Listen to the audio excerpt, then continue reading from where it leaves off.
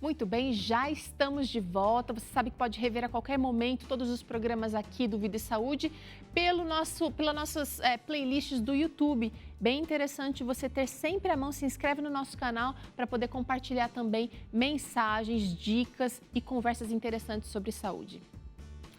De acordo com o site oficial da campanha Setembro Amarelo, são registrados cerca de 12 mil suicídios todos os anos no Brasil e mais de 1 milhão em todo o mundo. Trata-se de uma triste realidade que registra cada vez mais casos, principalmente entre os jovens. Cerca de 97% dos casos de suicídio estão relacionados a transtornos mentais. E, em primeiro lugar, está a depressão, seguida de transtorno bipolar e abuso de substâncias. Como identificar os sinais de uma pessoa sob o risco de suicídio para poder ajudá-la? Essa é uma grande pergunta. Quem vai nos ajudar nesse caso, nos dando orientações, é a psicóloga, a doutora Viviane Araújo. Mas você também pode participar do programa e você já sabe o caminho, só anota aí o nosso contato que você pode mandar a sua mensagem pelo WhatsApp. O número é 12 982660004. Só presta atenção no DDD, que é 12, tá bom? Mas se você preferir um caminho mais fácil, é só apontar aqui a câmera do seu celular para o QR Code que está aparecendo na sua tela e você vai ser direcionado para o nosso contato aqui direto no WhatsApp. Bem fácil. Aí manda aqui a sua pergunta, sua sugestão e aproveita, se você se sentir confortável, você pode dizer o seu nome e também a cidade de onde está falando. Combinado? Doutora Viviane, tudo bem? Prazer recebê-la aqui no Vida e Saúde mais uma vez, falando de um assunto tão importante. Obrigada, viu, doutora?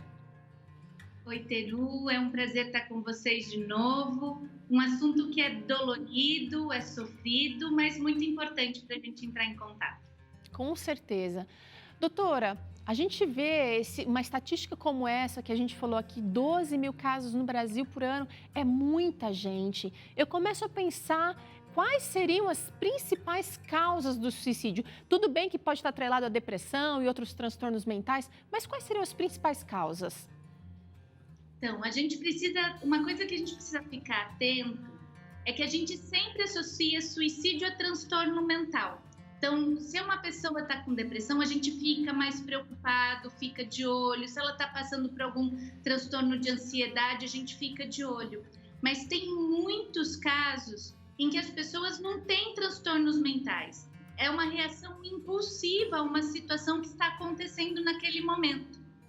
Então, uma situação de desemprego, uma situação de estresse muito grande, esses também são fatores de risco para uma possível tentativa ou até uma efetiva, um suicídio efetivo. E realmente a gente acaba não pensando muito. De repente, quem está de fora, né, começa a pensar em soluções, mas quem está dentro do problema, às vezes não está enxergando luz nenhuma no fim do túnel. Quais seriam as barreiras para a detecção do suicídio? Como que a gente consegue perceber?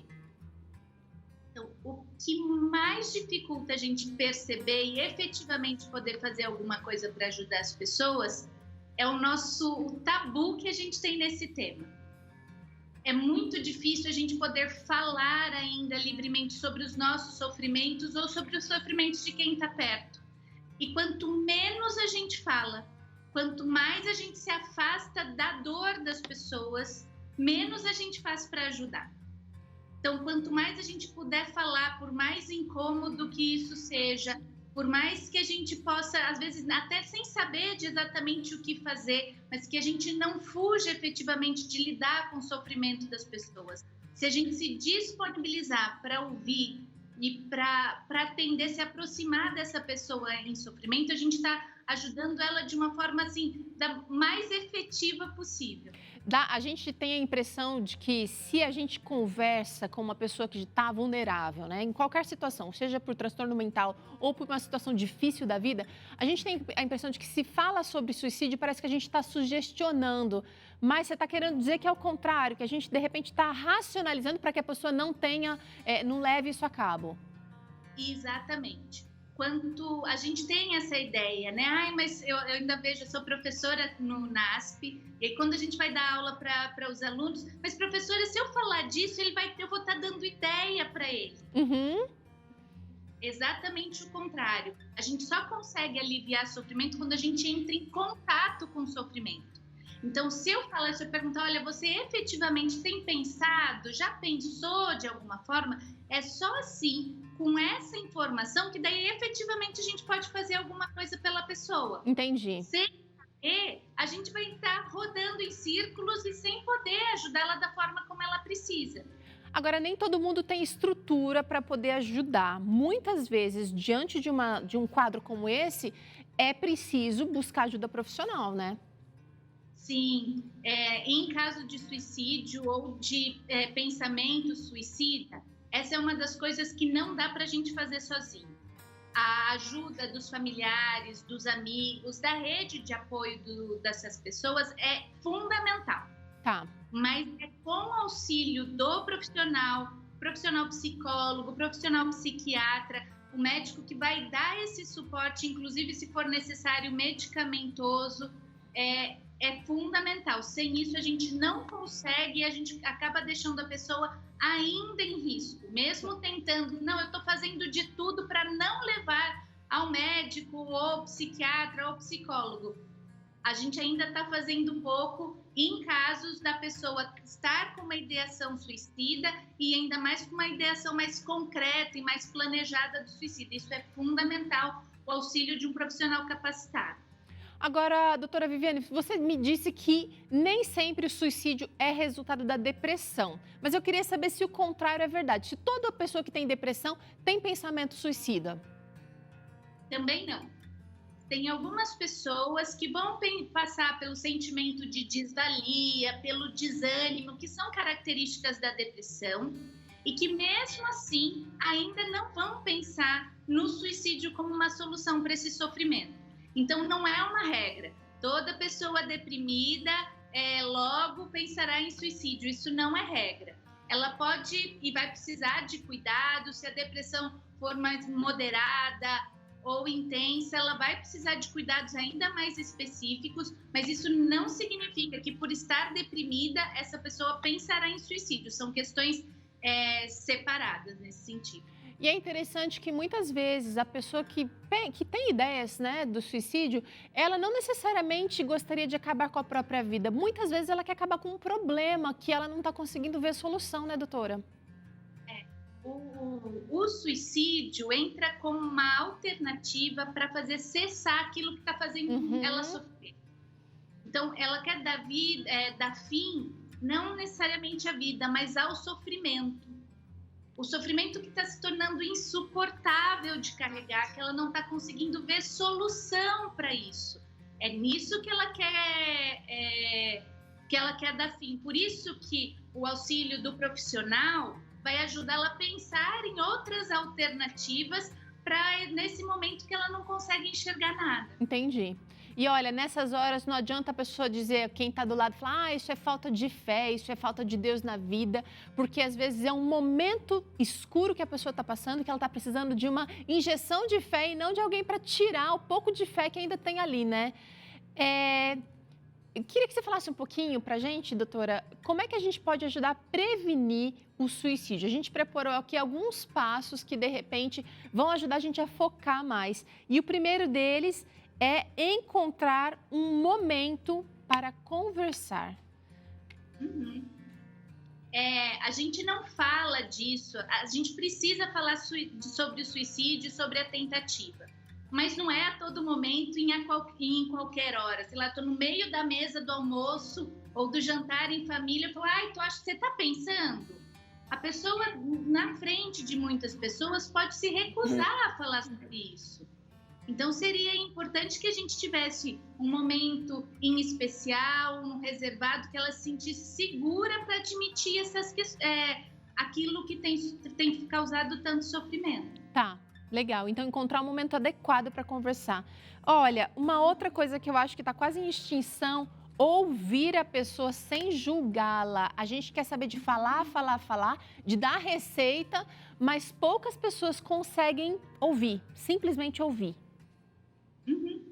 É o principal trabalho do psicólogo. Quando a gente está dando aula, ensinando os meninos nos primeiros atendimentos, eles sempre ficam preocupados.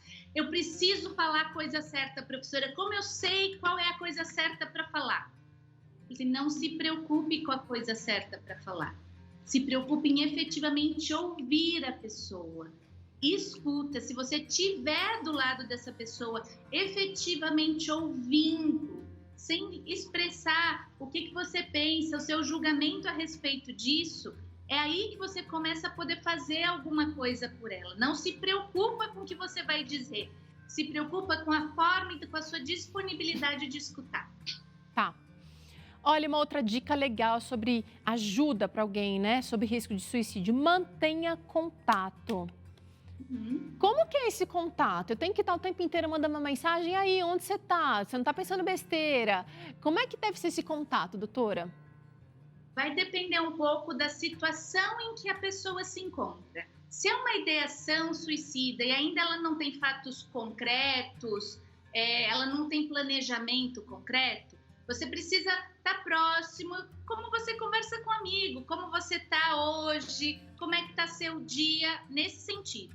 Se a pessoa já tem um planejamento e você percebeu ela nesta fase do suicídio, aí o contato precisa ser intenso, essa pessoa não pode ser deixada sozinha, ela precisa sim ter alguém por perto.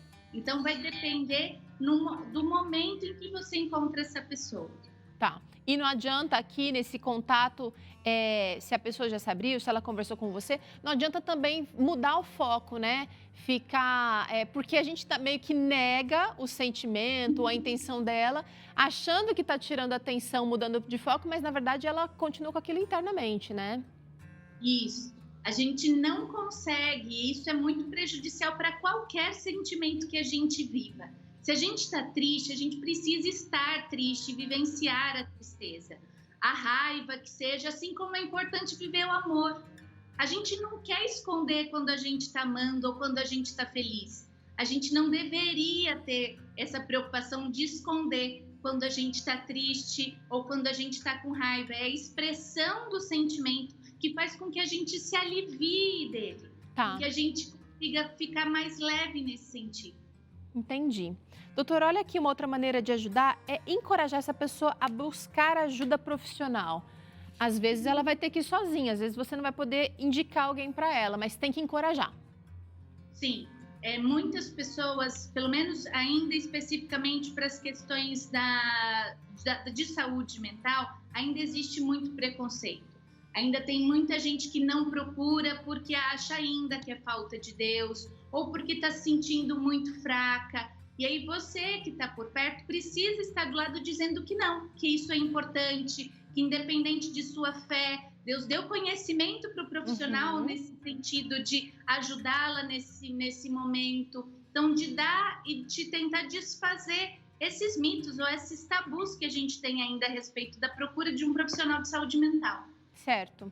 Você já comentou sobre isso aqui, de não deixar a pessoa sozinha, mas eu queria que você falasse um pouquinho sobre o incentivo, a importância de incentivar essa pessoa a fazer atividades prazerosas. Muito embora ela tenha que sentir a tristeza, se for o caso, a dor, mas a gente também tem que, em alguns momentos, buscar outras alternativas para que ela também experimente sensações boas. Sim.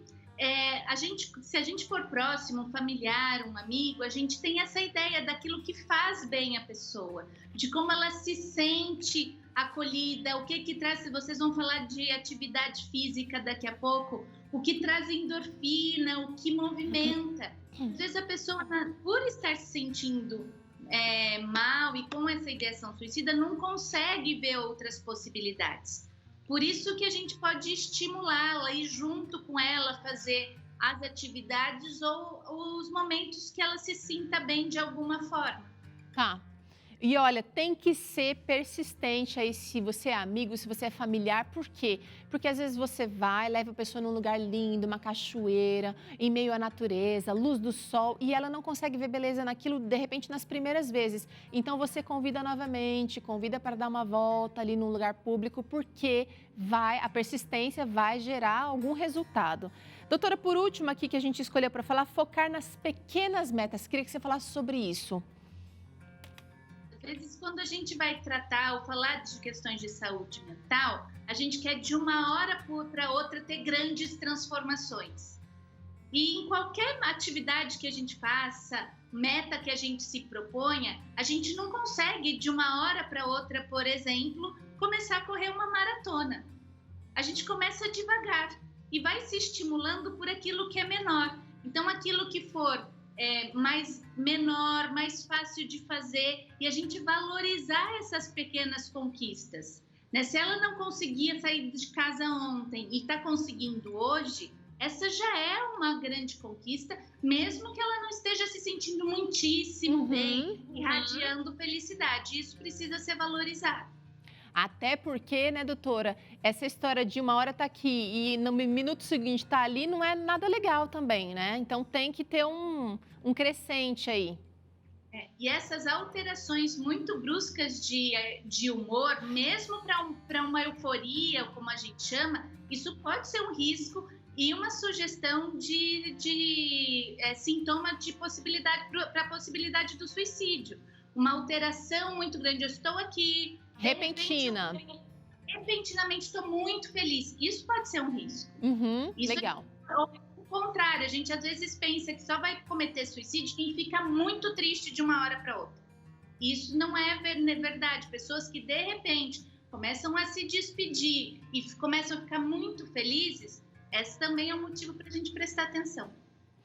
Olha, os dados realmente são alarmantes em relação ao suicídio do nosso país e no mundo também. E como a gente viu, infelizmente, a depressão é uma doença que tem contribuído para o aumento desses dados.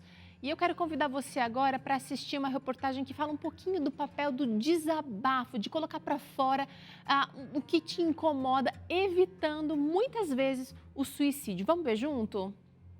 Segundo a Organização Mundial da Saúde, cerca de 6% da população brasileira já teve depressão. São cerca de 12 milhões de pessoas. Essa é a maior taxa da América Latina e a segunda maior taxa das Américas, ficando atrás apenas dos Estados Unidos. E não para por aí. A mesma pesquisa estimou que entre 20% e 25% da população brasileira teve, tem ou terá depressão. Essa doença foi considerada a doença psiquiátrica de maior prevalência no Brasil. E depois de entender o quanto essa doença está presente, eu fui conversar com o Carlos Correia, ele que é voluntário e porta-voz do CVV, Centro de Valorização da Vida. Esse grupo tem como objetivo o apoio emocional e a prevenção ao suicídio. Mas essa iniciativa começou há muito tempo. Bom, foi um grupo de estudantes, né? Que eles estavam queriam fazer eles eram ligados era um grupo espírita. Eles queriam fazer um trabalho voluntário e depois focaram no trabalho de prevenção do suicídio. E logo depois dos primeiros passos, quando começaram a se estruturar, eles perceberam que o vínculo religioso poderia, digamos, segmentar as pessoas que procuravam. Então, eles se desvencilharam disso e abriram a oportunidade para todas as pessoas que quisessem ajudar, ou pessoas ajudando outras pessoas. E hoje, então, essa estrutura se descentralizou, começou em São Paulo, depois foi expandindo para todo o Brasil. O Carlos ainda me explicou que o trabalho deles consiste em escutar. Não dar conselhos, mas apenas escutar e amar o próximo.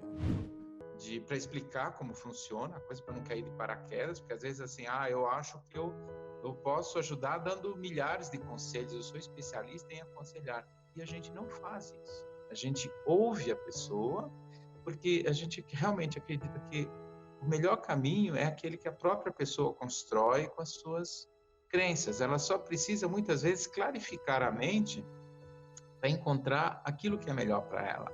E para se voluntariar é bem simples, é só entrar no site www.cvv.org.br, clicar na aba Voluntários, preencher uma ficha e esperar que eles vão entrar em contato. Então é isso, é uma experiência que a gente oferece, onde é estimulado o autoconhecimento da pessoa que vai ser voluntária, e essa pessoa ela tem uma oportunidade de ajudar o próximo, né? É isso. E viver isso pode fazer a diferença também na vida desse voluntário. Então, lembrando, você pode ligar para o CVV pelo 188, mandar e-mail, falar pelo chat ou ir até uma unidade. É gratuito e os voluntários estão prontos para te escutar. Que trabalho maravilhoso! Olha, enquanto a gente estava aqui conversando sobre esse assunto tão necessário, chegou uma interação que eu queria trazer aqui para a doutora Viviane para a gente comentar e tentar ajudar. A Edilde disse o seguinte: meu filho se suicidou há 7 anos e 11 meses. Ele era usuário de drogas e álcool e deixou 3 filhos. E me angustia pensar que eles possam querer fazer o mesmo que o pai no futuro. As crianças não vivem comigo, ela diz aqui. Eu sinto muito, Edilde, aqui pela sua perda, pela sua dor. E eu gostaria de trazer a sua questão aqui para a doutora Viviane. Essa questão do exemplo, da família, tem a ver com questões hereditárias ou tem mais a ver com o comportamento? Hoje a gente não tem nenhuma pesquisa que consiga definir exatamente a causa. Por exemplo, é uma questão hereditária, a gente não tem uma pesquisa que diga isso para a gente. Hoje o que a gente tem de estudos ainda fala de uma interação entre aspectos hereditários com a influência do ambiente. Então eu posso ter um histórico, por exemplo, de transtornos mentais ou de uma tentativa de suicídio, e isso eu não ter condições ambientais que disparem em mim. Eu não vou passar por não tenho esse risco efetivo. Então é uma questão da gente ficar de olho, não é uma regra, mas é uma questão que a gente fica de olho, assim, se existe alguma interação, algum tipo de comportamento que possa levar a gente a pensar em situações nesse sentido. E muitas vezes essa coisa pode ser trabalhada de maneira diferente, né? Não especificamente sobre o suicídio daquela pessoa, mas falar, olha, a vida tem Deus nos deu muitas oportunidades de mudanças, de caminhos melhores, e falar desse jeito parece que vai criando uma consciência diferente, né? A gente tem um trabalho que às vezes a gente fala, né, a gente está nessa semana de prevenção ao suicídio, mas a gente tem um trabalho importante que vem sendo feito por alguns grupos que se chama um trabalho de pós-venção, que é quando efetivamente acontece um suicídio na família, da gente poder dar suporte à família, aos membros que ficaram, aos amigos que eram próximos, porque isso efetivamente mexe muito com as pessoas. E as pessoas precisam desse suporte. Então, é importante a gente pensar em prevenir, mas é importante a gente também fazer a pós-venção, caso, infelizmente, aconteça um caso. E aí você vai dando suporte até para a família, para esses membros poderem ressignificar ou achar um novo sentido para tudo aquilo que aconteceu. Tá certo, eu quero agradecer aqui a sua participação, doutora, e muito obrigada pelas dicas e direcionamento aqui na nossa conversa de hoje. E lembrando você que está em casa, que você é precioso demais aos olhos de Deus. Por mais difícil que seja a sua situação aí, você pode buscar ajuda, deve buscar ajuda, lembrando-se que Deus é com você, Ele não se esqueceu de você. Obrigada, doutora. Obrigada a vocês por estarem tratando de um tema tão importante que pode servir para tantas pessoas. Tá certo. Olha, a gente vai fazer um rápido intervalo. Na volta, a gente vai combater a depressão com movimento. A professora Tânia já está aqui, vai ter o quadro Mexa-se e você vai poder fazer aí na sua casa também. E ainda tem essa receitinha de salada refrescante de repolho com maçã, com a companhia da nossa querida Vanessa Oliveira. É já já.